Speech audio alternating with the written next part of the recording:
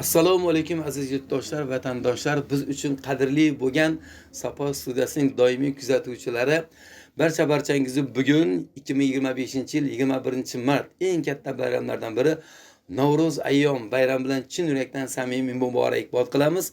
Mana shu bayram arafasida bayram kayfiyati bilan birgalikda bizning quvonchlarimız juda ham katta. Ya'ni bundan oldingi video chiqishimizda sizdan bugungi kunda sodir bo'layotgan davlat dasturi orqali tashabbusli budjetga qo'yilgan Kaltamlar qabristoni uchun yo'l qurilishiga ovoz berishingizni musofir yurtda yurgan qadrdon do'stimiz Baxtiyor Qilichevning iltimosiga binoan Sapo studiyasi jonli efirlarda ovoz to'plashni iltimos qilib murojaat qilib chiqqanmiz.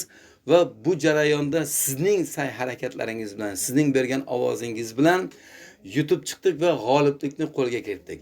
Faqat Sapo studiyasi emas, bu yerda Nurota mahalla yig'ini xodimlari va bir necha qadrdon do'stlarimiz ham sa'y harakatlari bor.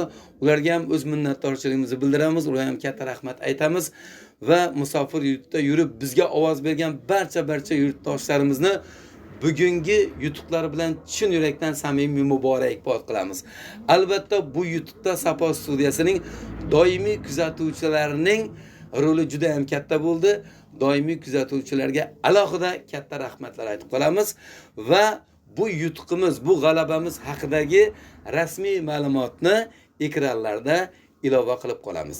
Yana bir bor bugungi Navro'z bayramingiz barchangizga muborak bo'lsin. Bayram bilan birgalikda sizning ovozingiz orqali erishilgan yutuq g'alabamiz hammaga muborak bo'lsin. Ishlaringizda omadlar, zafarlar tilab qolamiz.